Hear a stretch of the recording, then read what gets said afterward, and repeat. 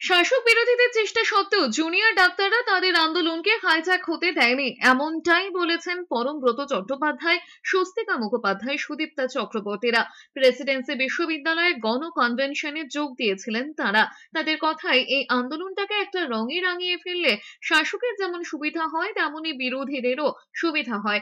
ডাক্তাররা তাদের আন্দোলনে কোনো রং লাগাতে দেয়নি, এই জন্য তাদের কুর্নিশ জানাতে হয়। তারা এটাও বলেছেন জুনিয়র ডাক্তাররাও চান কাজে ফিরতে। জনগণ চাইছে অচল অবস্থা কাটুক, কিন্তু তাদের সব দাবি মানা হয়নি, সেই দিকটা দেখা উচিত রাজ্যের। আশাবাদী, মানে আশা ওরা করা ভীষণ ছাড়া কি চাইছে করব? তাড়াতাড়ি কাজে ফিরতে। আমরাও চাইছি ওরা কাজে ফিরুক, জনগণও চাইছে অচল অবস্থা কাটুক।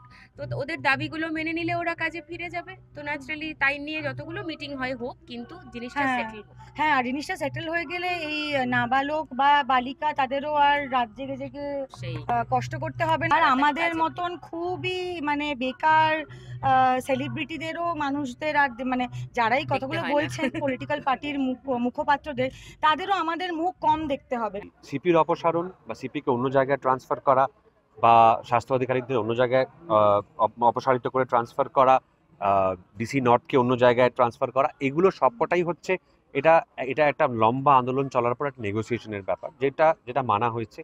কিন্তু আবারও বলছি, ডাক্তারদের স্বার্থের সঙ্গে সরাসরি যুক্ত কিন্তু হচ্ছে 4 আর 5 নম্বরটা, সেইটা নিয়ে ওরা একটা লং টার্ম সলিউশন চাইছেন। তো সেইগুলোর দিকেও একইভাবে নজর দিতে হবে।